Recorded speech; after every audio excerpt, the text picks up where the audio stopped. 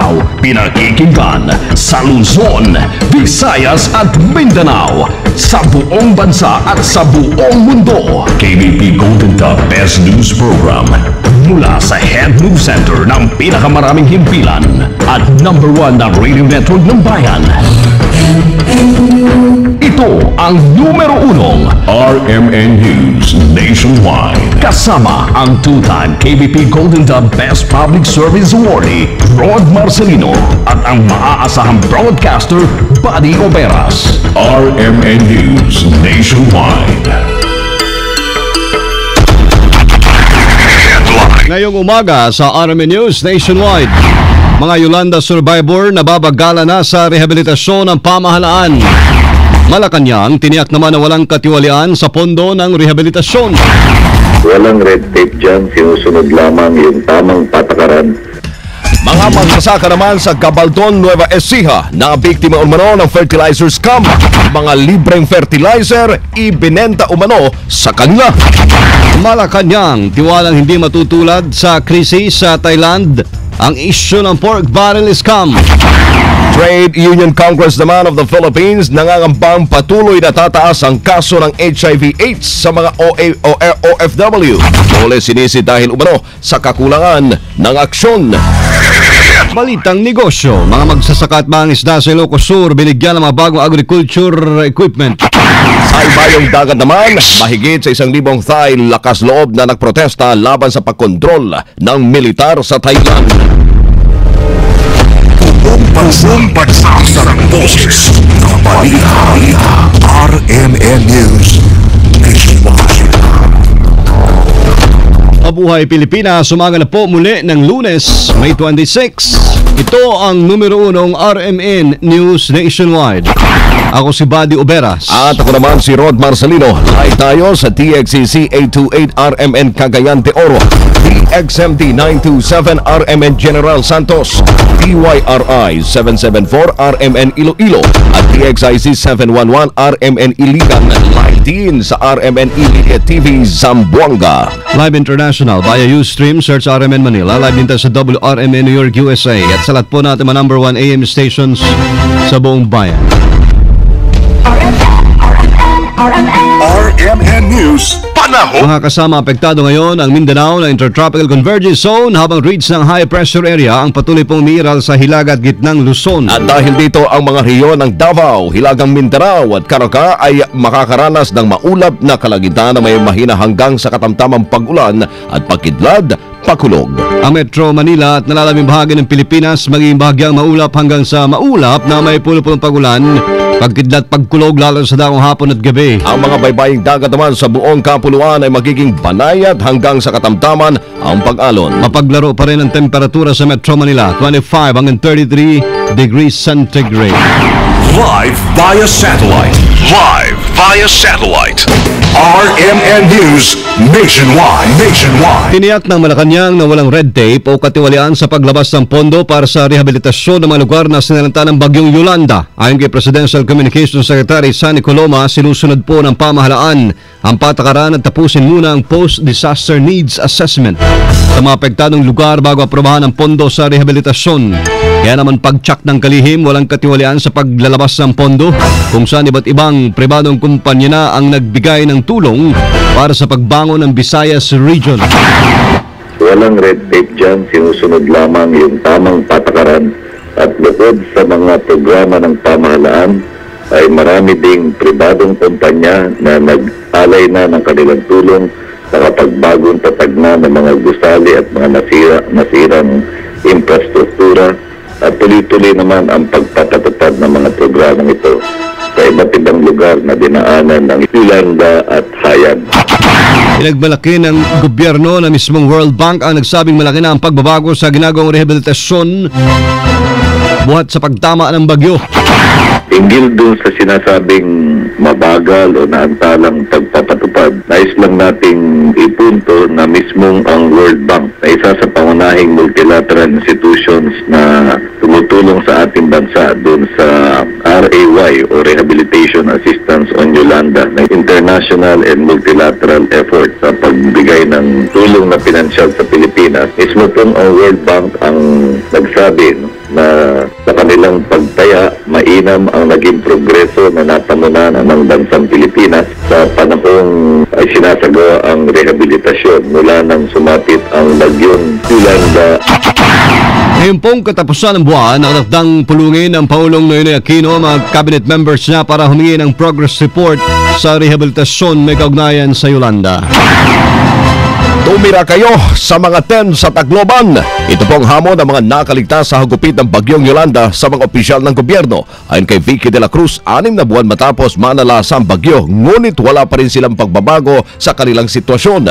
Diit nito'y tuwing tag-araw, anya'y nagtitiis sila sa mainit na 10 at pinapasok naman ng tubig ang kanilang tinutuluyan tuwing umuulan. Ganito rin ang kalagayan ng mga nakatira sa bunkhouses sa Palon Leyte, kung saan sa relief goods at mga tanim na gulay lamang umaasa ang mga nakaligtas sa bagyo. Tiniyak naman ni Recovery and Rehabilitation Czar Pamphilo Lacson na sisimula na ang rehabilitasyon sa susunod na buwan. Idiniin ng ilang magsasaka ang Noy Kongresista at ngayon Nueva Ecija Governor na si Aurelio Umali sa anomalya sa pork barrel scam at fertilizer scam. Ayon kay Romeo Abizamis, magsasaka sa bayan ng Gabaldon, nakabili siya ng fertilizer sa dalang munisipyo na nagkakahalaga ng 100 piso noong 2006. Ngunit kanilang nadiskubre na libre lang pala ito at dapat ay tulong sa mga magsasaka. Nabatid na parehong nakakuha ng tig 3,900 na bote naman ng liquid fertilizer ang mga bayan ng General Natividad at Gabaldon na pinondohan ng 12 million pesos galing sa PIDAP ni Umali. Lumalabas na 1,500 ang presyo ng bawat bote, pero kinagulat daw ni Abisami nang malaman mismo sa manufacturer ang totoong presyo ng bawat bote ng pataba ay 150 pesos lamang. Sa isa pang dokumento, nabatid ding idinaan ang transaksyon 2005 sa Masaganang Ani para sa Magsasaka Foundation Inc. Permado ang kasunduan nila Umali at Marina Sula na presidente na nasabing NGO na iniugnay nga sa utak ng pork barrel scam na si Janet Lim Napoles. Si Umali sinasabing nakatransaksyon din ni Napoles mula 2001 hanggang 2007 batay sa listahan ni PIDAP scam whistleblower Ben Horluy. Samantala mga kasama Senate Blue Ribbon Committee, masyadong maluwag sa PIDAP scam investigation. Ang kasama mo sa balita, Grace Mariano. RMN Report. Pinanata ni Senate Majority Leader Alan Peter Cayetano ang pagiging maluwag ni Blue Ribbon Committee Chairman Senator T.G. Gingono III sa isyu ng umano'y pork barrel scam. Inihalimbawa ni Cayetano ang pagkikibit-balikat lang ni Gingono nang hindi makasunod si Ben Harluy nang isabina ito ng Blue Ribbon Committee para dalahin ang hard drive na naglalaman ng mga sangkot at ebidensya sa scam. Tinukoy din ni Cayetano ang agad pagpayag ni Gingono sa paghingi ni Justice Secretary Laila De Lima ng mga extensions para sa pagsusumite sa komite ng affidavit ni Janet Lim Napoles. Giit ni Cayetano, dapat pinagpaliwanag ni Gingono sina Luy at De Lima kung bakit hindi sila dapat i-content. Nagtataka rin si Cayetano na ipagpaliban ni Gingono ang investigasyon sa umano'y 900 million peso malampaya fund scam na ang tanging dahilan lang ay wala sa bansa si Commission on Audit Chairperson Maria Gracia Pulido Tan.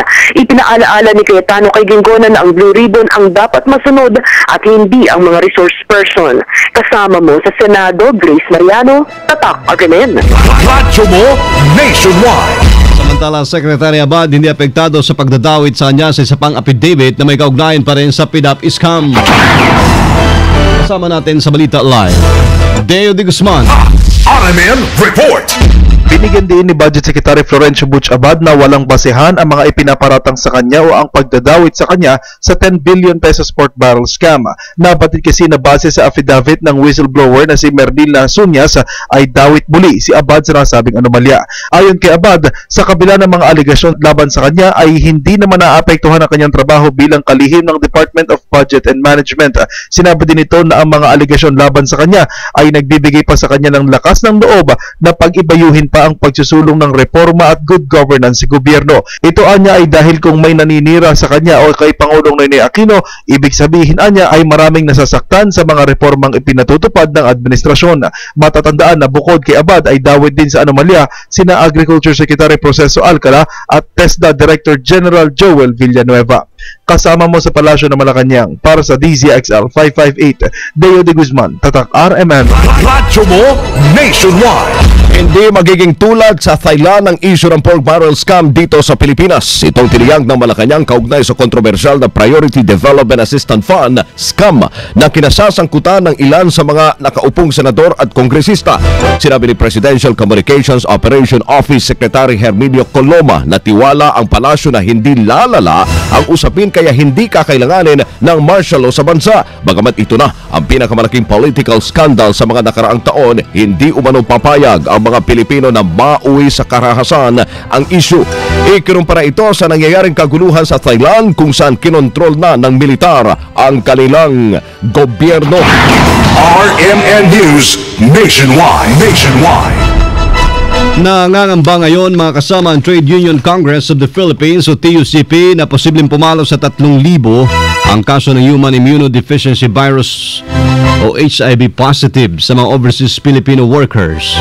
Ang Department of Labor and Employment ang sinisisi dito ng TUCP dahil sa kakulangan umano ng aksyon para maiwasan po ang pagkakaroon ng sakit ng mga Pinoy workers.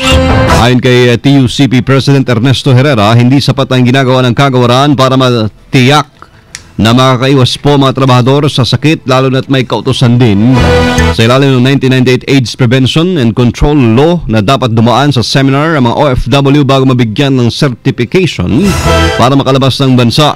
Nabatid na nadagdagan pa ng 162 kaso. Oho, ang dami na mga OFWs na nag-positive sa HIV mula Enero hanggang Marso ngayong taon. Patay sa 17,948 na kaso ng HIV sa bansa na naitala ng Philippine HIV and AIDS Registry, 16% sa mga ito ay mga OFWs. Nasa 98% ng mga OFW na nagpositibo ang nahawahan dahil sa sexual contact, 81% sa mga ito ay mga lalaki. Samantala, minungkahi rin ni Herrera na ipasa na ang Senate Bill 186 o bagong AIDS Prevention and Control Law na naglalayong pabutihin pa ang kalagayan po ng mga nagpositibo sa HIV sa pamamagitan ng paggamot sa kanila, pangangalaga at suporta. Sa Iloilo mga kasama, Iloilo Provincial Police may report na ang mga drug lord na nakakulong sa NBP ang nagpapadala ng droga sa probinsya. Mula RMN Iloilo, ang kasama mo sa balita, Charm Gabileo. RMN Report. Pinapaniwala ang mga drug lord na nasa National Bilibid Prison o NBP sa Muntinlupa City ang nagpapapasok ng shabu sa Iloilo ayon sa impormasyong natanggap ng Iloilo Provincial Police Office o IPPO. Ayon kay Senior Superintendent Cornelio Salinas, ang IPPO Director na ang lahat ng impormasyong kaugnay dito ay subject for validation pa. Ayon pa kay Salinas, maliban sa intelligence reports na kanilang natanggap, ilang nagbibenta ng ilegal na droga na kanilang nahuli noon ang nagsabing isang detained sa NBP ang nagsusupply ng shabu sa Iloilo. Dagdag pa nito na kailangan pa nilang i-confirm ang usap-usapang negosyo ng illegal drugs mula sa Bilibid patungong Iloilo. Kasama mo sa DYRI RMN Iloilo, Charm Gabileo, Tatak RMN. Hanapin na Iloilo. Radyo mo Nationwide. Samantala, masama sa iba pang balita, bumaba po ng bahagya ang net personal optimism ng mga Pilipino ayon sa survey ng Social Weather Station. Ayon ng survey na alamin kung gaano ba kapositibong mag-isip ang mga Pinoy at sinasabing naging downgrade ang resulta ngayong taon kung ikukumpara sa nakaraang survey. Noong Disyembre, positive 33 o very high ang nakuha ang score ng mga Pilipino, habang positive 29 o high lamang, high score. Ngayong taon, ayon sa SWS, 38% sa mga nagsagot natanong at sumagot ay naniniwalang bubuti ang kanilang buhay. 28% naman na naniniwalang gaganda ang ekonomiya sa mga darating pang panahon. RMN News Negosyo. Ang Department of Agriculture at Pamalalukal ng Ilocos Sur na mga agricultural equipment sa mamagsasaka at mangisda ng lalawigan. Ayon kay Ilocos Sur Governor Ryan Singson, bilang pagdiriwang na Agriculture and Fishery Day. Dahil sa mga gamitang nakuha na mamagsasaka at mangisda ay fertilizer, fire trucks, kuliglig, shredder machines, portable water pumps at solar kits. Nabatid din sa mga prioridad ang pamalalukal ng Ilocos Sur ang Agriculture and Infrastructure Program. O dito, mahigit 100 beneficiaries ang nabigyan po ng lupa sa tulong ng Handog Titulo Program. RMN News Abroad. Mga kasama, mahigit 1,000 Thai ang nagmarcha sa Bangkok bilang protesta sa kudeta at pagkontrol ng Thai military sa gobyerno ng Thailand. Binaliwala ng mga demonstrador ang pagbabawal ng military junta sa mga kilos protesta at pagtitipon. Mula sa Chidlom District, nagmarcha mga demonstrator hanggang Victory Monument at iginigiit ang pag-alis ng martial law. Samantala, pinakawalan na ng Thai military si dating Prime Minister Yingluck Shinawatra matapos ikulong sa isang kampo. Kabilang si Yingluck sa mahigit 100 personalidad na pinaharap ng military junta sa National Council for Peace and Order. Pinagsabihan umano ng militar si Yingluck na huwag makisali sa mga kilos protesta at tumulong sa pagsasaayos ng kapayapaan sa Thailand. Papasok na ng balita, kidnapper po na mag-ina sa Isabela City, Basilan, mayroon ng ransom demand. Sama natin sa balita live, Melanie Guanzon ng RMN Zamboanga. RMN Report. Melanie. 30 milyong pisong ransom ang hiningi ng mga kidnapper ng mag-inang Chinese national na dinukot sa lungsod ng Isabela, lalawigan ng Basilan. Ayon sa Task Force Dalbis na binuo ng pulis at militar na siyang may hawag ngayon sa kaso ng mag-inang Chinese national na nagkaroon na ng komunikasyon ng mga kidnapper sa pamilya at ang malaking halaga ang hiningi kapalit ang paglaya sa mga biktima. Noong Biyernes, nagpulong ang Provincial Crisis Management Committee na pinamumunuan ni Governor Jum Akbar at nagbigay ito ng utos sa pulis at militar upang i-verify ang report kung totoo na sa kamay na ng rebeldeng grupo ang mga biktima sa munisipyo ng Patikul, lalawigan ng Sulu. Matatandaan ang makinang Chinese national na si Dina Erraham Lim, 45 taong gulang, at ang anak nito si Yahong Tan Lim, 19 na taong gulang, ay persahang kinuha sa loob ng kanilang tindahan sa Dalby sa Video OK House sa lungsod ng Isabela. Kasama mo sa RMN Zamboanga, Melanie Guanzon, Tatak RMN. Live mula sa RMN News Center, Makati City, Metro Manila, Philippines. Inyo pong narinig ang numero 1 RMN News Nationwide.